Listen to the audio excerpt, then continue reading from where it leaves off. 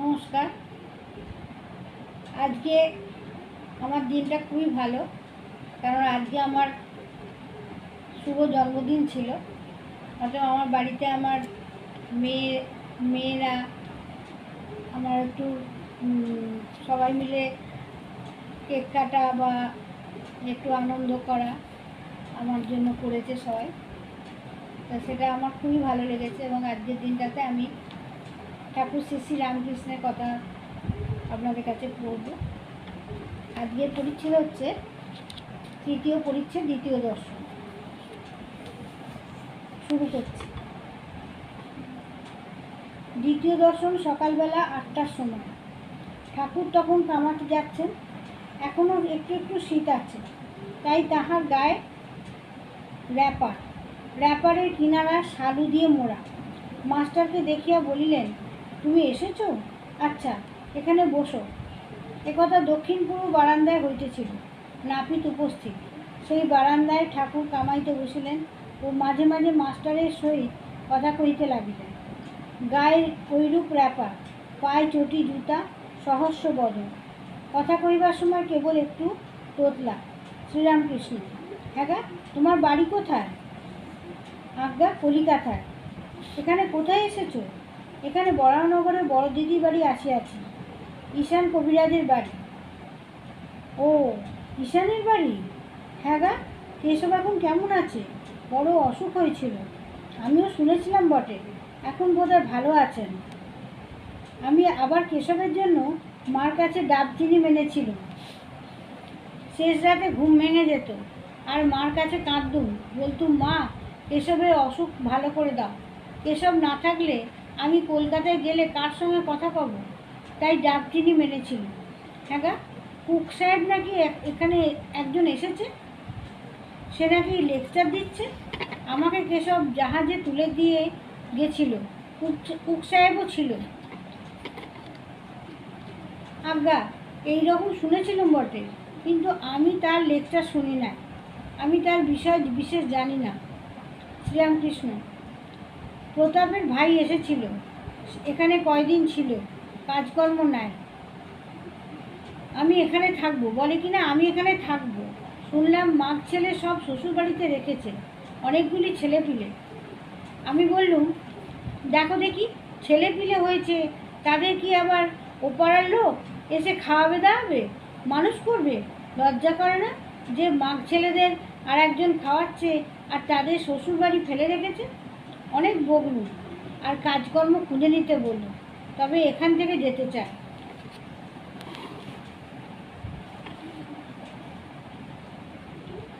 শ্রীরামকৃষ্ণ বলছেন, মাস্টারকে তিরস্কার ও তাহার অহংকার চূর্ণ করো। তোমার কি বিবাহ হয়েছে?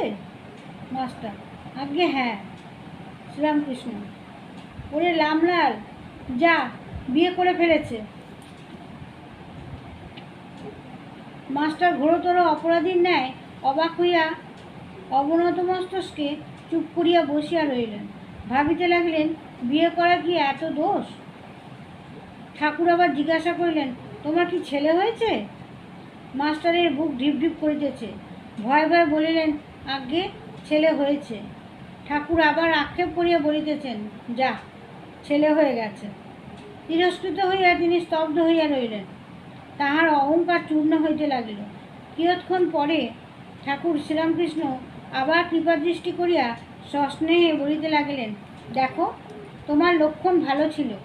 আমি কপাল, চোখ এসব দেখলে বুঝতে পারি। আচ্ছা, তোমার পরিবার কেমন? বিদ্যাশক্তি না অবিদ্যাশক্তি?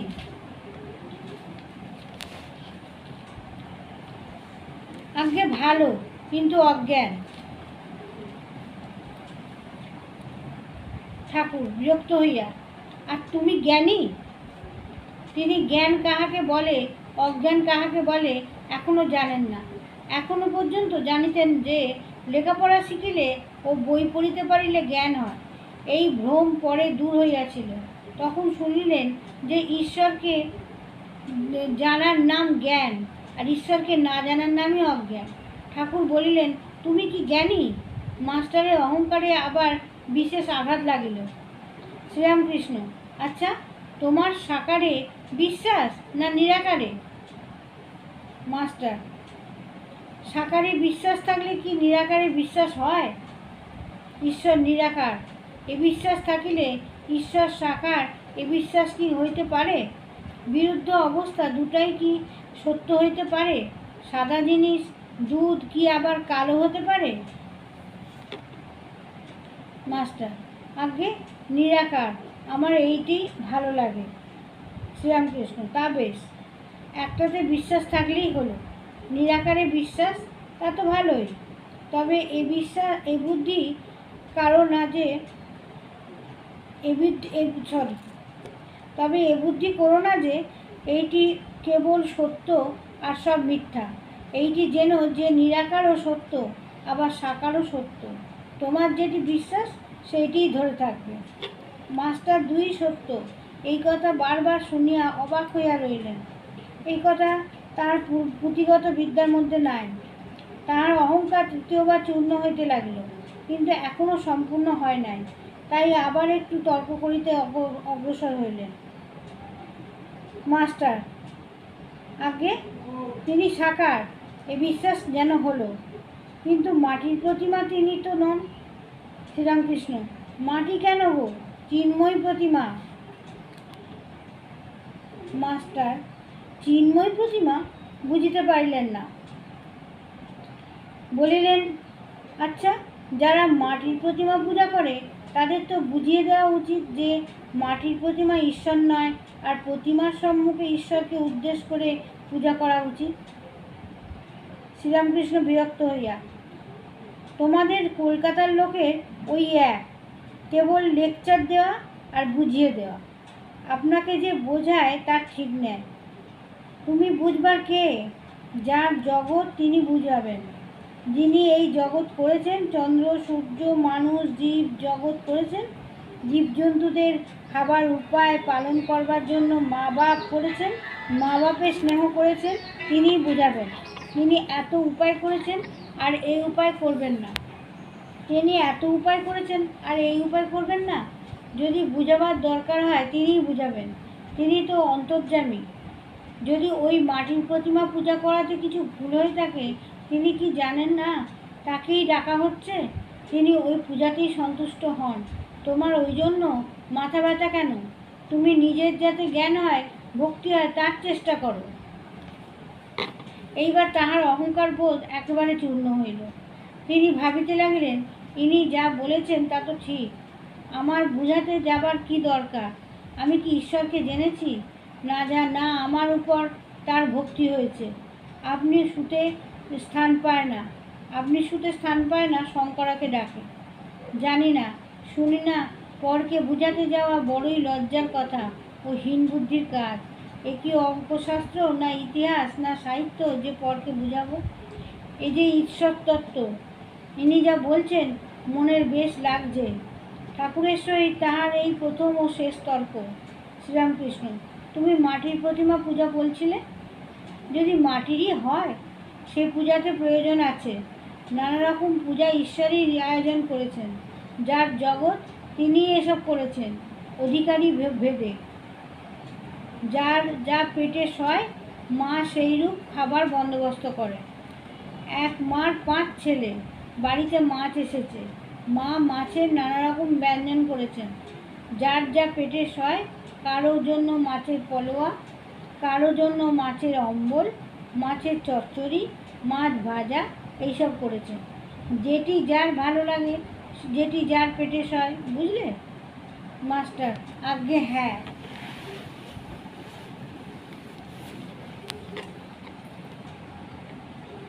মাস্টার বিনীতভাবে, ঈশ্বরে কী করে মন হয়? শ্রীরামকৃষ্ণ, ঈশ্বরের নাম গুণগান সর্বদা করতে হয়, আর সৎসঙ্গ, ঈশ্বরের ভক্ত সাধু এদের কাছে মাঝে মাঝে যেতে হয়। সংসারের ভিতর ও বিষয় কাজের ভিতর রাত দিন থাকলে ঈশ্বরে মন হয় না। মাঝে মাঝে নির্জনে গিয়ে তার চিন্তা করা ভীষণ দরকার। প্রথম অবস্থায় মাঝে মাঝে নির্জন না হলে ঈশ্বরে মন রাখা বড়ই কঠিন। যখন চারা গাছ থাকে তখন তার চারদিকে বেড়া দিতে হয়। বেড়া না দিলে ছাগল গরুতে খেয়ে ফেলে। ধ্যান করবে যখন মনে কোণে ও বনে, ধ্যান করবে মনে কোণে ও বনে, আর সর্বদা সৎ সৎ বিচার করবে। ঈশ্বরই সৎ কিনা নিত্য বস্তু, আর সব অসৎ কিনা অনিত্য। এই বিচার করতে করতে অনিত্য বস্তু মন থেকে ত্যাগ করবে।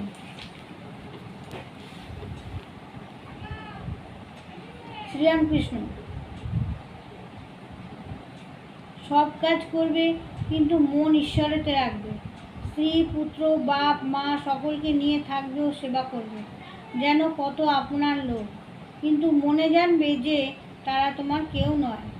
বড় মানুষের বাড়ির দাসী সব কাজ করছে, কিন্তু দেশে নিজের বাড়ির দিকে মন পড়ে আছে।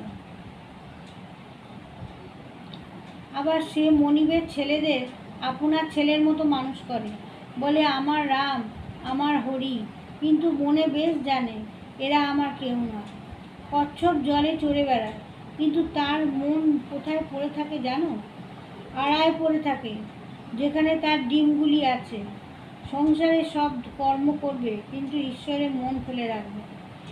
ঈশ্বরে ভক্তিলাভ না করে যদি সংসার করতে যাও, তাহলে আরও জড়িয়ে পড়বে বিপদ শোক তাপ, এসবে অধৈর্য হয়ে যাবে। আর যত বিষয় চিন্তা করবে ততই আসক্তি বাড়বে। তেল হাতে মেখে তবে কাঁঠাল ভাঙতে হয়, তা না হলে হাতে আঠা জড়িয়ে যায়।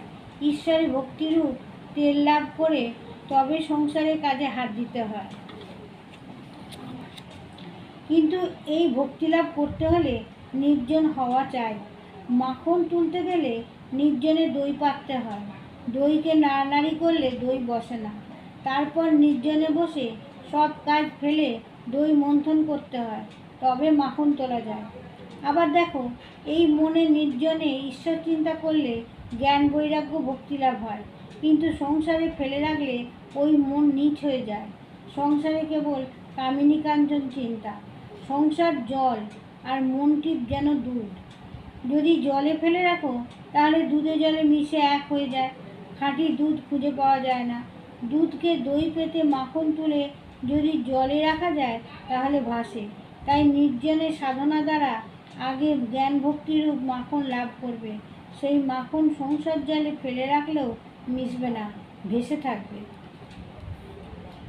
সঙ্গে সঙ্গে বিচার করা খুব দরকার। কামিনী কাঞ্চন অনিত্য, ঈশ্বরই একমাত্র বস্তু।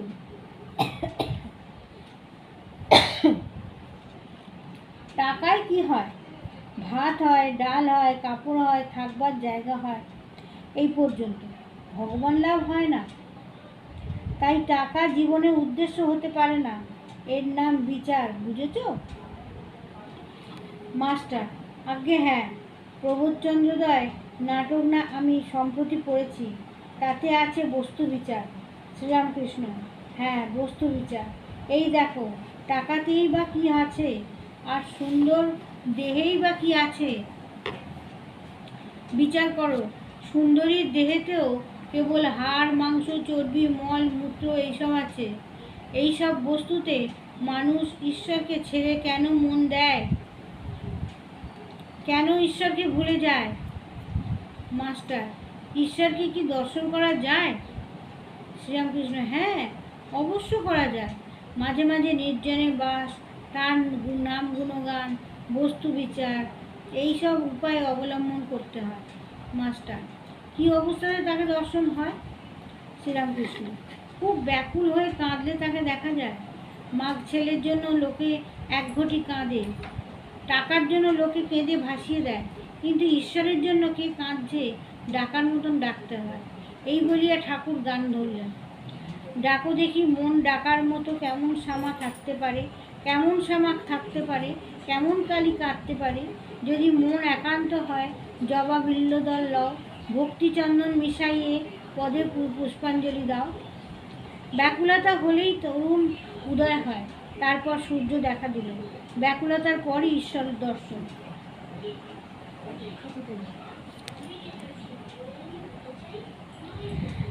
ব্যাকুলতা হলেই অরুণ উদয় হয়, তারপর সূর্য দেখা দিলেন। ব্যাকুলতার পরই ঈশ্বর দর্শন। তিন টান একত্র হলে তবে তিনি দেখা দেন। বিষয়ের উপর, মায়ের সন্তানের উপর, আর সতীর পতির উপর টান।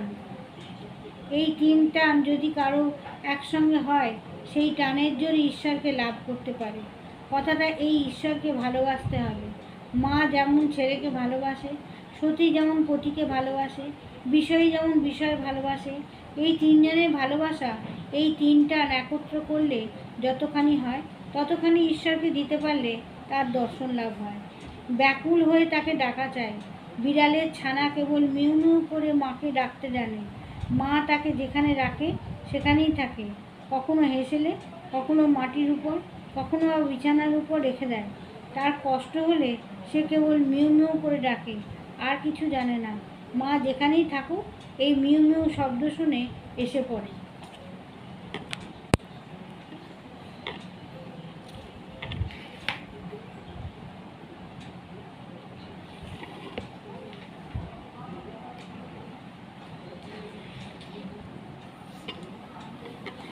নমস্কার, আজ এই অবধি।